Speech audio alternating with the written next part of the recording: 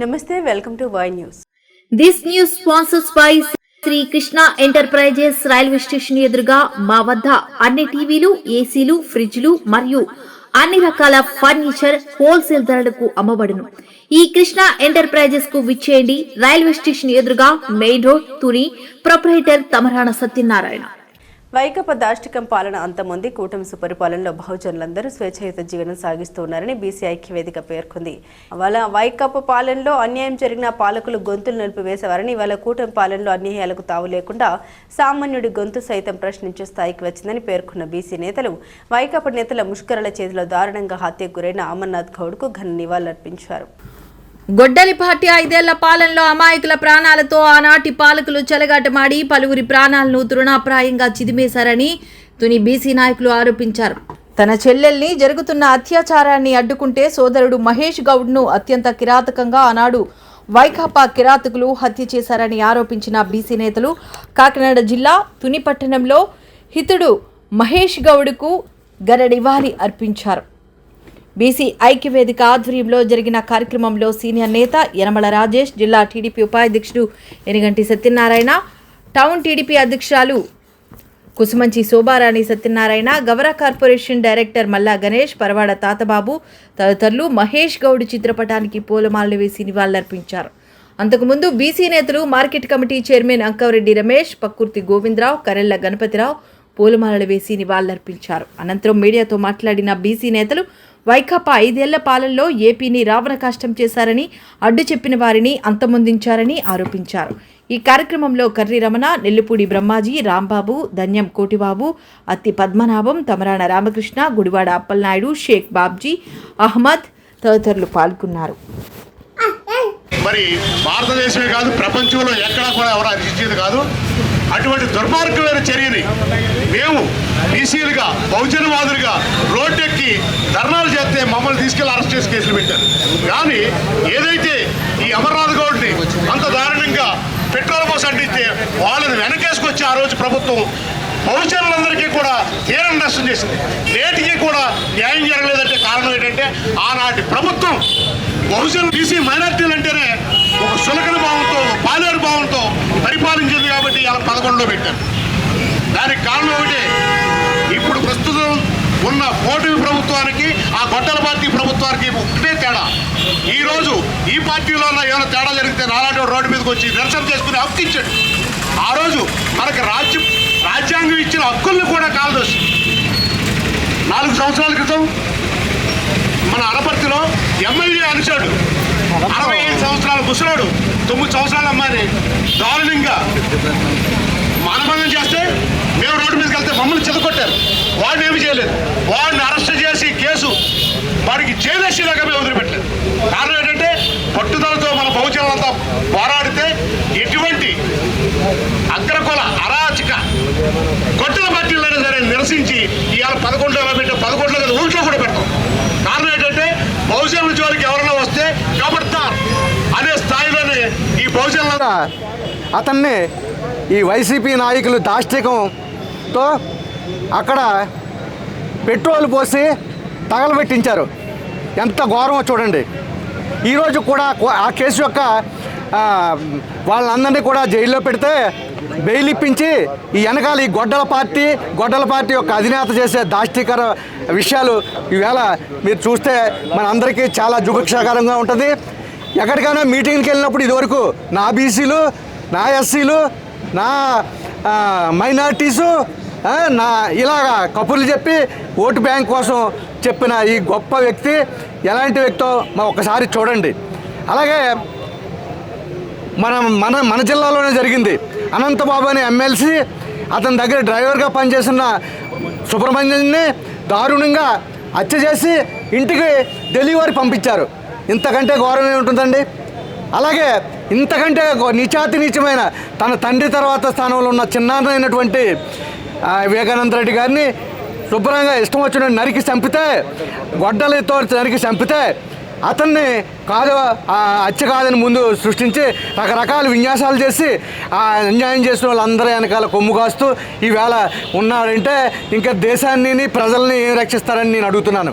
అలాగే తన చెల్లిని ఈవేళ జైలు కోర్టుకి ఆస్తి తగాదాల్లో ఆయన పర్సనల్ విషయాలు అనుకోండి, ఇలాంటి వ్యక్తి మనకి లీడరు ఇంకా రావడానికి మన కూటమి ప్రభుత్వాన్ని విమర్శించే హక్కు ఉందా అని మిమ్మల్ని ప్రశ్నిస్తున్నాను నేను.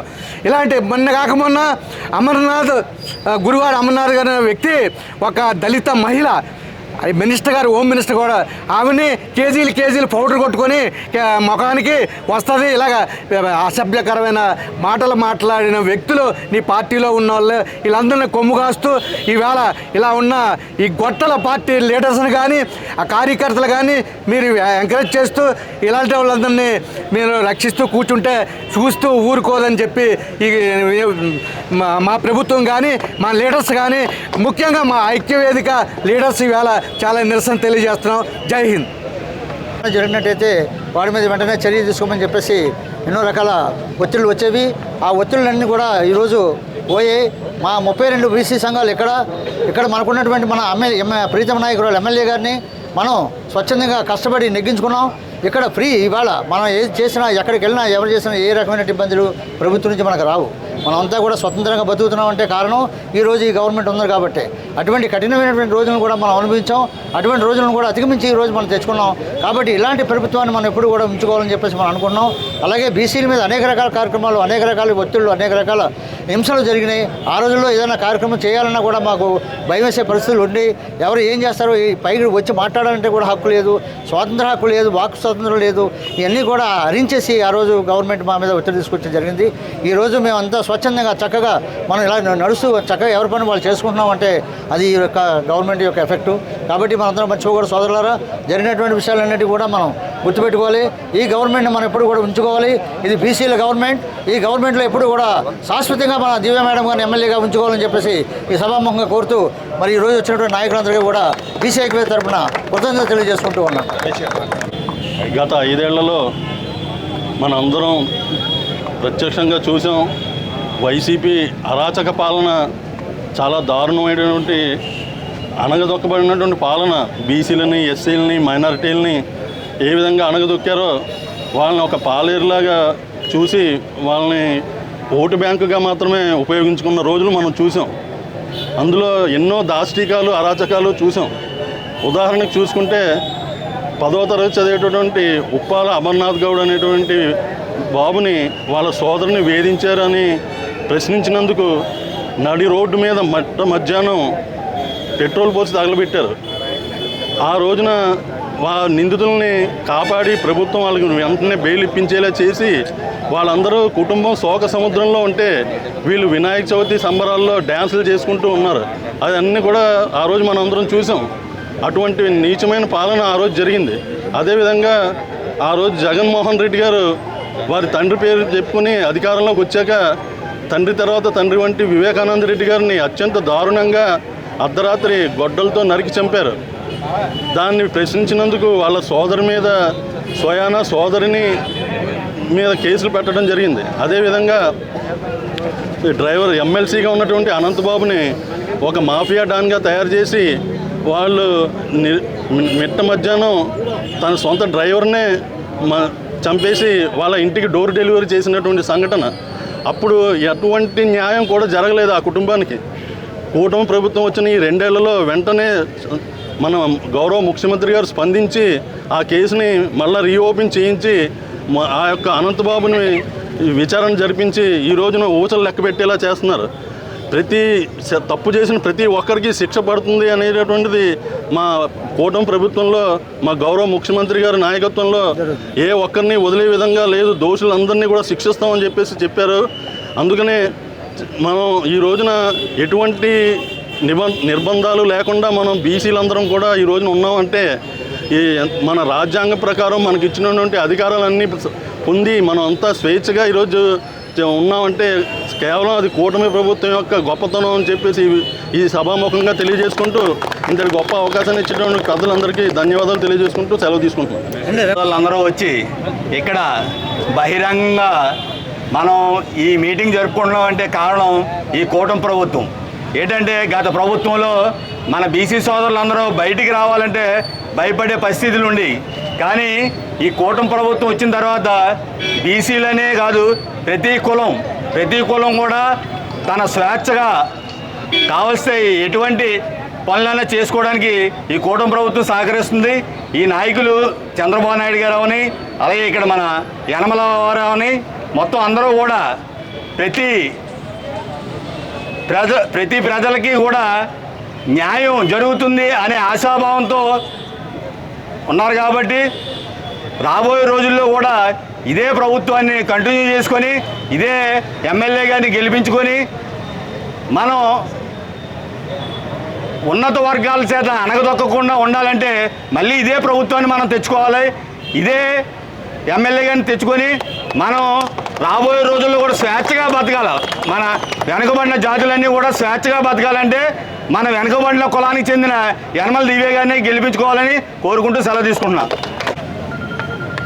మరి రేపల్లి నియోజకవర్గానికి చెందినటువంటి అమర్నాథ్ గౌడ ప్రాణాన్ని ఏ విధంగా అయితే గత గొడ్ల పార్టీ ఆధ్వర్యంలో గత 1924 మధ్య ఉన్నటువంటి ప్రభుత్వంలో ఆ కుర్రోడిని ఏ విధంగా అయితే బలికొండమో మనందరం కూడా చూసాం. కేవలం తన సొంత అక్కని ప్రాణాన్ని కాపాడుకునే పరిస్థితుల్లో ఆ కుర్రోడిని పెట్రోల్ పోసి అతి కిరాతకంగా చంపడం చాలా చాలా బాధాకరమైన విషయం. సాటి బీసీగా ఈ విషయానికి చాలా చాలా చింతిస్తున్నాం. మరి ఆ రోజు ఉన్న పరిస్థితులు రాష్ట్రంలో బడుగు బలహీన వర్గాలు ఎక్కడా కూడా స్వేచ్ఛగా బతకలేనటువంటి పరిస్థితులు. మరి ఆ రోజు ఆ విధంగా జరిపి ఈరోజు ప్రజల్లోకి వచ్చి నేను బీసీల పక్షపాతిని, నేను మైనార్టీల పక్షపాతిని, నేను ఎస్సీల పక్షపాతిని అని చెప్పి ఈరోజు వేదిక మీద కోతలు మాత్రం కోస్తున్నారు. మరి ప్రభుత్వం వారు ఈరోజు రాష్ట్రంలో ఉన్నటువంటి బీసీ సోదరులందరూ కూడా ఆలోచించుకోవాలి. రాష్ట్రంలో ఉన్నటువంటి ఎస్సీ సోదరులు, మైనార్టీ సోదరులు, మిగిలినటువంటి అన్ని వర్గాల వారు కూడా ఆలోచన చేసుకొని ఏ ప్రభుత్వం అయితే వస్తే మనం రాష్ట్రంలో శాంతి పద్ధతులు బాగుంటాయో, అభివృద్ధి బాగుంటుందో ఆ ప్రభుత్వానికి కొమ్ము కాస్తూ మనం ఈరోజు రాష్ట్రంలో కూటమి ప్రభుత్వం వచ్చిన తర్వాత మరి ఉమ్మడిగా Telugu Desam party, Janasena party, BJP party ఉమ్మడిగా ప్రభుత్వం ఏర్పాటు చేసిన తర్వాత రాష్ట్రంలో ఎక్కడా కూడా ఎటువంటి అవాంఛనీయ సంఘటనలు కూడా జరగలేదు. ఇటు జిల్లాలలో అయితేనేమి, ఇటు తుల్లోనైతేనేమి సస్యశ్యామలైనటువంటి వాతావరణం, శాంతి భద్రతలు అదుపులో ఉంటూ అభివృద్ధి కార్యక్రమాలు జరుగుతున్నాయి. కానీ ఎక్కడ అవాంఛనీయ సంఘటనలు జరుగుతలేదు. మరి దయచేసి ప్రజలందరూ ఇవన్నీ గమనించాలి.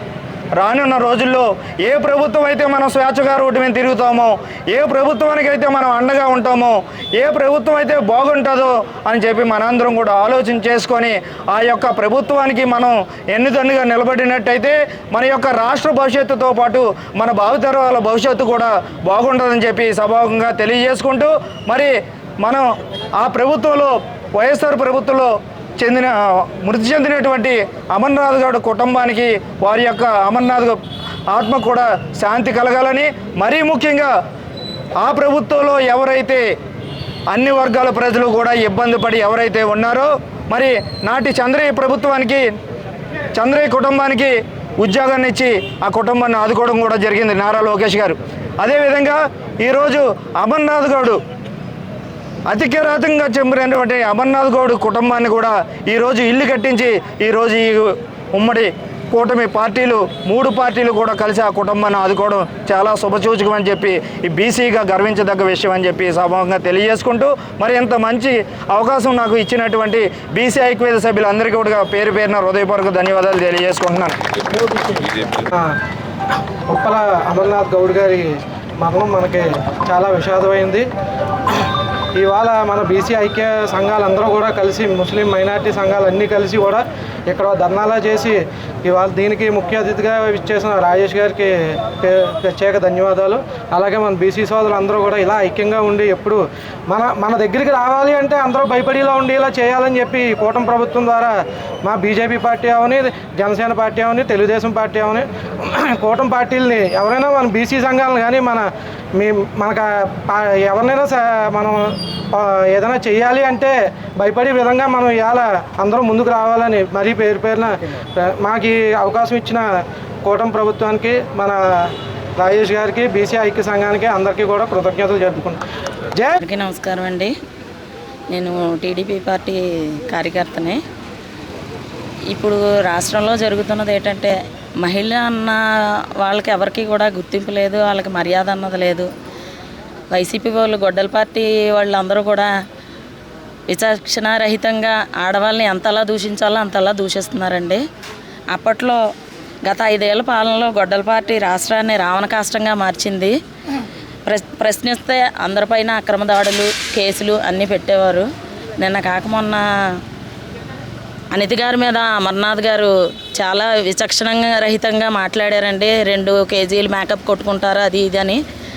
ఎన్నిసార్లు ప్రజలు మిమ్మల్ని ఎంతలా దెబ్బతీసినా, అట్టడుగుకి తీసుకెళ్ళిపోయినా, 11 సీట్లు ఇచ్చి మిమ్మల్ని అట్టడుగు తీసుకెళ్ళిపోయినా ఇలాంటి మాటలు మాట్లాడుతున్నారంటే మీరు ఎంత దిగజారిపోతున్నారో ఒక్కసారి మీరు ఆలోచించుకోండి. ఒక్కసారైనా మీకు జ్ఞానం అన్నది ఒకటి ఉంటే మాత్రం, అప్పుడు రామారావు గారు చెప్పేవారండి, ఆడవాళ్ళని గౌరవించాలి, ఆడవాళ్ళకి ప్రత్యేక స్థానం కల్పించాలని. అదేవిధంగా ఇప్పుడు చంద్రబాబు నాయుడు గారు కూడా అదే విధంగా చూస్తున్నారు. ఆడవాళ్ళకంటే ఎంతో గౌరవం ఉంటుంది ఈ తెలుగుదేశం పార్టీలో. ఇప్పుడే కాదు, ఎప్పుడూ కూడా గొడ్డల పార్టీ వాళ్ళకి వాళ్ళ అధికారంలో ఉన్నప్పుడు లేనప్పుడు కూడా అలా ఆడవాళ్ళని విచక్షణంగా చూడడమే వాళ్ళకి అలవాటు అయిపోయింది. మీరు కొంచెం బుద్ధి తెచ్చుకొని రేపు రాబోయే స్థానిక ఎలక్షన్లోనైనా మీకు మంచి పేరు వచ్చేలా చూసుకోండి. ఇంకా అట్టడుక్కి వెళ్ళిపోతాము మేము, అందరి చేత తొక్కించుకుంటాము అంటే అది మంచి పద్ధతి కాదండి. మీరు చంద్రబాబు నాయుడు గారి దగ్గర ఎన్నో నేర్చుకోవాలండి. ఆయనకున్న జ్ఞానం, ఆయన వయసును మీరు ఎక్కిరిస్తారు, కానీ ఆయన దగ్గర ఉన్న జ్ఞానాన్ని మీరు కొంచెం తెచ్చుకుంటే మీరు చాలా బాగుపడతారండి. ఇప్పుడే కాదు, ఫ్యూచర్లో ఎప్పుడైనా సరే మీరు ఆడవాళ్ళని గౌరవించడం అనేది మీరు నేర్చుకోండి. ముందు నేర్చుకుంటే మీకు ఫ్యూచర్లో అయినా ఎప్పుడైనా చిన్న అవకాశం రావచ్చేమో. ఇప్పుడైతే లేదండి, ఒక 40-30 సంవత్సరాల వరకు మీకైతే అవకాశం ఉండదండి. అప్పటికైనా మీకు అవకాశం వస్తుందేమో, ఒక్కసారి ఆలోచించుకొని ఇప్పటికైనా మీరు మార్పు తెచ్చుకొని ప్రవర్తిస్తారని కోరుకుంటున్నాను.